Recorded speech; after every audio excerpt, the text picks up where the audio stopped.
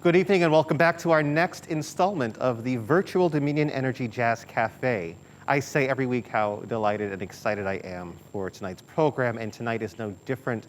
I can't believe we're welcoming Royce Campbell and the Royce Campbell Trio to the program tonight, giving us an evening of swinging, jazzy, mainstream music from the jazz world.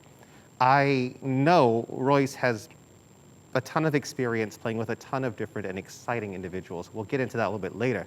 But before then, fellows, we'd love a little taste of music. Can you give us something?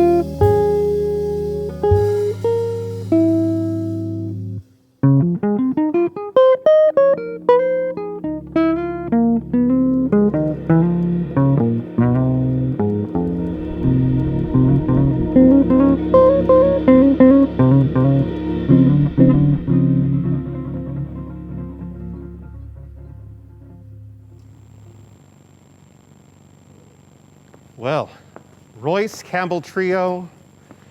If y'all ain't grooved into this yet, I don't know what it's going to take. But we've got another half of a concert for you. But first, Royce, would you like a break? Can I offer you a glass of water and some conversation about this music we're enjoying? Okay. Guys, take a break.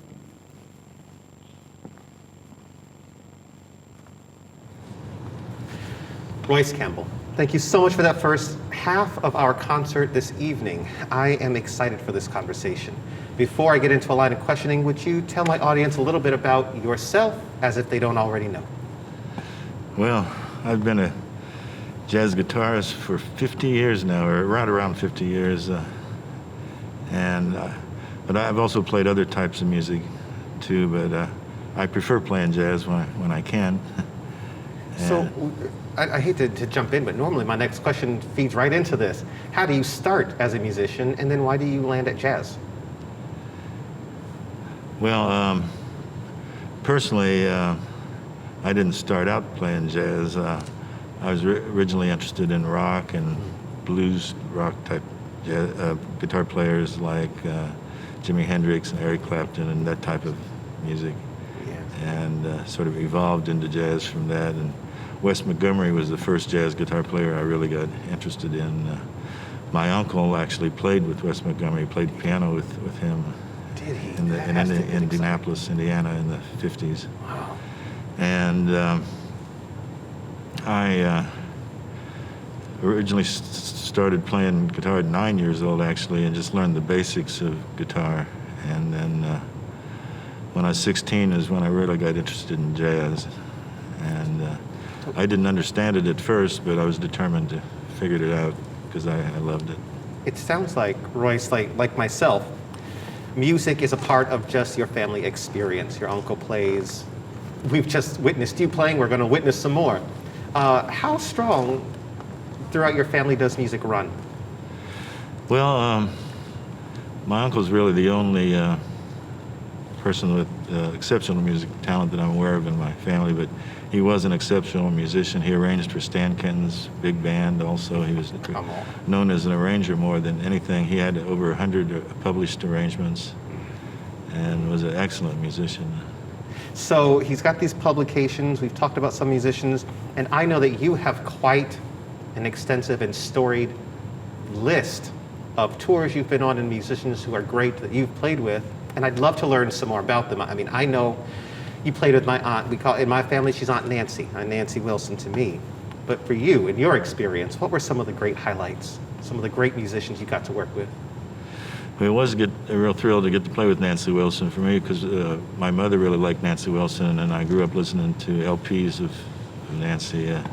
So it was a real thrill when I got to tell my mother I was going to play with Nancy Wilson, and that was a real thrill. Even though it was just one time I got to play with her, but that was a thrill. And in the 70s, I got to tour with Marvin Gaye, the legend, and that was real exciting too. I'm sure. Tell me something about Marvin that I don't know. Well, actually, people always ask me, what was he like? What was he like? And I have to admit, I really didn't get to know him. They kept him kind of separate from the band. I wish I'd gotten to know him better. I was also the guitarist for 19 years for Henry Mancini, the film composer, and I envy you. I did get to know him well. He really hung out with the band after the gig, would hang out at the bar and drink with us and everything. And so he became a real close friend with the musicians. And what was his drink? Pardon? What was his drink?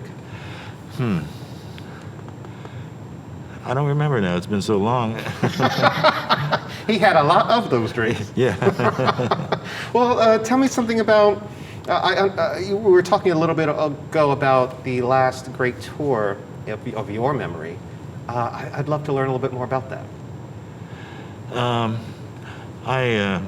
Most recently, the most recent person I toured with of note was Freddie Cole, who's Nat King Cole's brother, and I toured with him for a little over a year, and we went to a couple of interesting places like Dubai and Istanbul. It was interesting touring with him. What's he like as a musician? Excellent musician. One thing fascinating about him is he knew about 2,000 songs from memory, and it made a real challenge playing with him because we never knew what song he was going to go into next. He didn't have a set list like most singers do, and he would just go into some song we never heard of before, and we'd have to follow him. It was a real challenge working with him. That's the hallmark of a great skilled musician. When you study music, you learn that the early composers and musicians weren't really writing out all of the notes they're playing. They just sort of gave you a roadmap. And the musicians then and now, so skilled have they been, and are we continuing to be, that they could just figure out what the composer meant when they saw this continual line. And sometimes you just have to pick up, especially, I'm a singer myself, we don't always give you the clearest cues. But I think tonight, watching you lead your guys, you've got a great sense of what you want to do with the music and a command of what's going. I think it felt easy to me to watch the other guys follow you. Yeah, we've played together before a few times, as you probably could sense. Yeah, absolutely. Now, your study with music, tell me about that. How did you develop all of your great skill?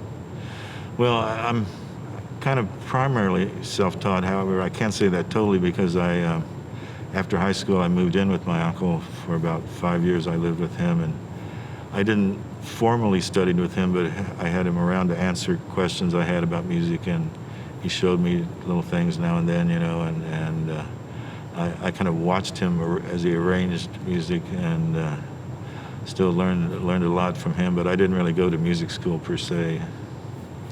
I did, but your story reminds me of an experience I had with a cousin of mine who's younger. I think perhaps the roles reversed. I taught him a little bit a few years ago, but those are some dear memories of mine. I imagine they are for you as well. Oh, yeah. This great education that is vast, and as you've just told us, it's not exactly studied, still led you to stage with Luciano Pavarotti. How did you get there? Well, that was, I had become the first call guitarist with the Indianapolis Symphony whenever they needed a guitar player, partly because of my music reading skills. A lot of the work I got was because I was good at reading music. And Pavarotti had done an album that Mancini actually was the arranger of Neapolitan folk songs, and that had guitar on it. And so when he did a concert with the Indianapolis Symphony, they hired me to play along with Pavarotti. So I got to perform with him. It was such a thrill. That's my question. What's it like to be sitting on stage and then an absolute god of a musician walks out? I mean, I've worked with some greats, but not Pavarotti. Well, one of the things that I'll have to say that was such a thrill is normally when you hear someone in concert, you're actually hearing their amplified sound through a microphone. You're really not hearing their actual voice. You're hearing an amplification of their voice. But I was close enough to him where I could actually hear his real. I'm getting goosebumps just. I wasn't there, and I'm getting it too. Think about that sound, that instrument. Oh. So I can say I actually heard Pavarotti for real, not just an amplified or a recording. I actually heard him. Gosh, that's amazing to me. Man, I would give anything to have been in that room. To hear him open his mouth and that. Or Leontine. I would have loved to be there to hear Leontine sing. Not that you played with Leontine, but another great voice. I would Sure. love. Opera's my wheelhouse. Uh-huh. It means a lot to me. Uh-huh. Royce, I'm enjoying so much our conversation, but we have a second half of a concert, and I've got some more dancing to do. So if you don't mind, I'd love to invite you to take your stage one more time. Okay. All right, we'll see you there. Okay.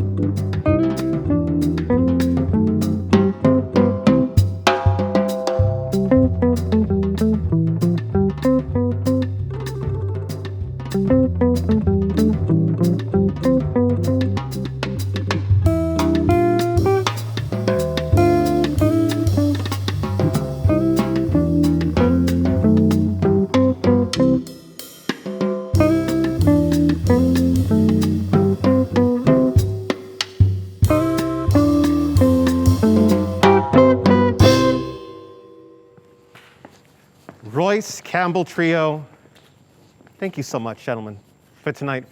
If you at home didn't grab someone you love, didn't dance around it and move, watch it again, especially that last one. If you come back playing rhythms like that, I'm coming out on frame. I'm gonna dance for the whole crowd. Next week, if you're here. But that's it for our show tonight. Royce, fellas, I'm really appreciative of you being here tonight, for keeping the program going, for entertaining my audience and myself. And so, as we say every week, thank you for loving with us. Thank you for listening to us. Thank you for learning from us. From the Leslie Cheek Theater at the Virginia Museum of Fine Arts in Richmond, Virginia.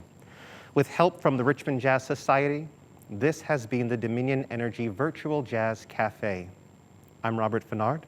We'll see you next week, and good night.